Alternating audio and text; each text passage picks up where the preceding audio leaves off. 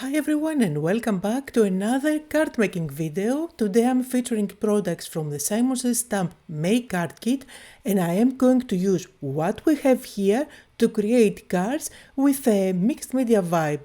I will explain more in a while, but first let's take a look at what we get in the kit. So you get those mini blending tools along with extra foam. You also get two mini ink pads, wonderful colors for the season. This is a mix of gems in different sizes and colors. They match perfectly with the colors of those ink pads. Then there is this mini embossing folder, but it has a little surprise inside, so it doesn't only embosses, but you can also die cut a little window here. This would make a great shaker element for the top of your cards. Now you also get this sun, but this also matches the sun in the stamp set.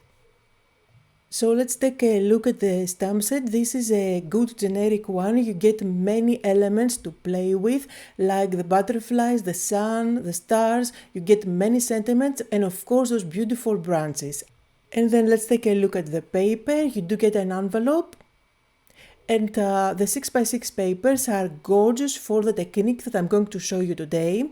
So you get all those loose watercolor mixes. Absolutely love this one. I will be using it.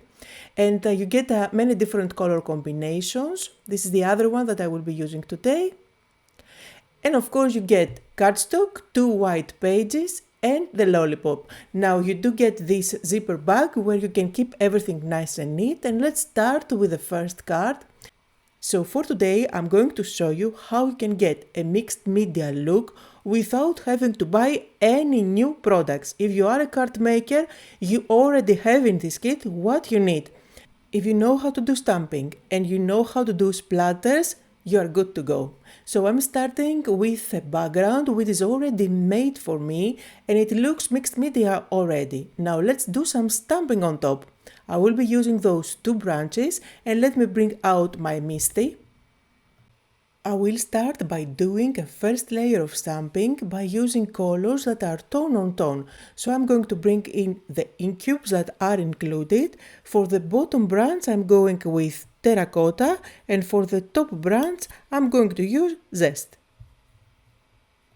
This first layer of stamping is going to give you that tone on tone look and later on it's going to give the illusion of depth on your card. You will see what I mean in a bit. So let me clean up the stamps and then place them in a different position. Just align them at the bottom, don't worry if it overlaps with what we have already stamped. This is going to be the front layer just because I'm going with black. You will see that this is going to stay nice and vibrant at the front and the other stamping that we did with tone on tone, it's going to give that illusion of depth. I'm going to repeat this step a couple of times to get a good black impression. And I get a lot of questions about mixed media, and since I'm kind of in the middle of the card making world and the mixed media world, I will say that if you are a card maker, you already have in your arsenal everything you need to play and create a project with a mixed media vibe to it. At the same time, it doesn't have to be messy. You can be nice and clean just like I will be today. So let's do some inking. I wanted to try those mini blending tools. This is the first time I'm getting those. And I'm going to ink up the edges at the bottom. Again, I'm using the mini ink pad included in the kit. This is going to give more vibrancy on my project. And when you are going for a mixed media look and feel, it's always nice to have on your background areas which are lighter and darker so nothing looks flat. Now I will repeat the same process, inking up the edge, and again I'm going tone on tone. You see I'm using the Zest ink at the very top corner where yellow is underneath already. So I'm absolutely happy with how that looks. Let's now go ahead and do the second step, which is splatters. So for today we are going for a mixed media look and feel only by using stamping and splatters. And I know everyone can do that. I used terracotta ink to do the splatters because these are going to fall darker on the white and yellow areas and they are going to show nicely. And then I'm going to add some white splatters. You can do the white splatters either with a calligraphy ink like the one that I'm using here, or you can just dilute white acrylic paint or even white gesso with water. I'm absolutely in love with this background. Look how gorgeous it is, and you can take advantage of all those pattern papers included in this kit to create similar looks. For my sentiment, I'm going to go with thank you, which I stamped a couple of times again to get a good black impression. And then you can either use the matching dies to cut it out, you can use your scissors. I went ahead and used my scan and cut, and let's put the card together. I do have foam tape at the back of my panel, and then I'm going to add the foam tape at the back of the sentiment as well and place it on top. It's a very simple card, but I absolutely love this background. To finish it off and to make it look more special, let's add some gems.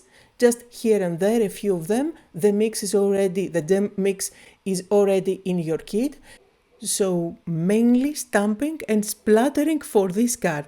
Here are some close-up photos where you can see the details better. And I will show you another example, again using the same two techniques, splattering and stamping, for another look. So again, I'm starting with one of the 6x6 papers, and I'm cutting it out to be smaller than the standard card. I believe this is 3 3/4 by 5. So it leaves a little border all around. And then again, for my focal point, I'm going with one of the leaf branches, the bigger one, which I'm going to stamp, but this time on a separate piece of paper so that I can cut it out and pop it on top of the card. I am going to use my MISTI, and I will show you a really fun stamping technique that you can do. So I will be using the 2 ink cubes included in the kit, and I'm starting by stamping this branch with Zest. And this is going to be the first layer.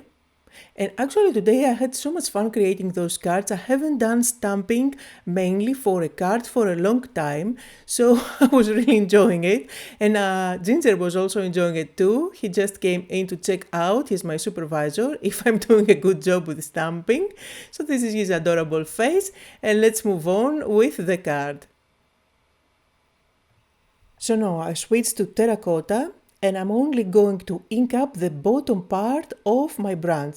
With one of the mini blending tools, I just dabbed a little bit on the edges to get a softer blend with what is already stamped on my paper. I am going to repeat the same process, adding ink only at the far edge, and again blending a little bit so that I don't get a very harsh line. And I'm super happy with how it looks. I'm just going to do a little bit of a blending extra because I thought that yellow was too clean for me. So I'm just dabbing here and there completely randomly with what is left on my mini blending tool.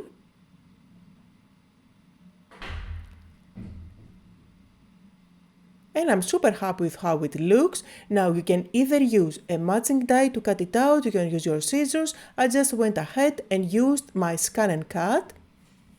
Now I am super happy with my scan and cut. I have it for about a year. It cuts beautifully every image that I want, but it's a pain to keep that matte sticky, I have to admit.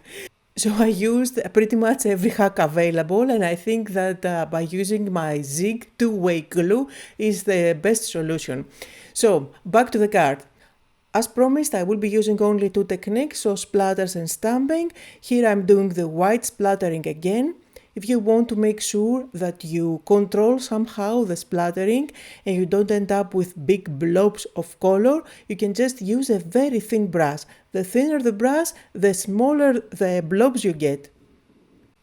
Now again, let's move on to the stamping technique. I want to give a visual texture on my background. This is a very common technique in mixed media backgrounds. I will be using text that is included in the stamp set and stamp with black ink at the background, completely randomly, just here and there. And I also picked 3 different sentiments from the stamp set. All give a very good feel, and they are perfect for background stamping as well. Usually in my background stamping, I bring in a little circle that looks like a postal stamp or something like that. However, here I'm just staying with what was included in the kit so that you can see that you can actually use what you have and get that look. Anyway, I am going to add some foam tape at the back and then stick it on top of my card base. Now I will work a little bit on the focal point. I did add there some white splatters when I was doing the white splatters for the background, but here I'm also going to do a little bit of stamping with the same text stamps. I'm not going to go for the perfect impression, I'm just touching lightly here and there just to give it the same look and feel. And then since I do have my dye ink pad out, I'm going to swipe a little bit on my glass mat, dilute it with water, and then add some black splatters on top of the leaves and on top of my background, always with the small, very thin brush so that I don't end up with big blobs. You can definitely go with big blobs, it really depends on what you are going for every time. I will use some foam tape at the back so that I can pop that element on top of my card. You can call this card done, but since we're going for a mixed media look and feel, let's add something different. So I'm going to tie a little bow at the bottom of the branch by using a string. This adds a different texture on your project. You can also add some gems if you want, just like we did for the first card. I will not do it for this one, but it is definitely an option. And then you can add your sentiment. This card design really fits any occasion. You can use any of the sentiments from the stamp set that is included. I was super lazy for this last card, so I just used some ready-made sentiments. These are by Waffle Flower. And I just decided to go with a couple of them. And I used Dream Big and Go For It. You can definitely recreate this look with the sentiments included in the stamp set. Just white emboss them on black cardstock. So here are the two cards that I made for today. Here are some close-up photos where you can see the details better. As always, you can find the full list of supplies down below in the description. I hope that you had fun and that you got inspired, and if you did, don't forget to like as well as leave me a comment.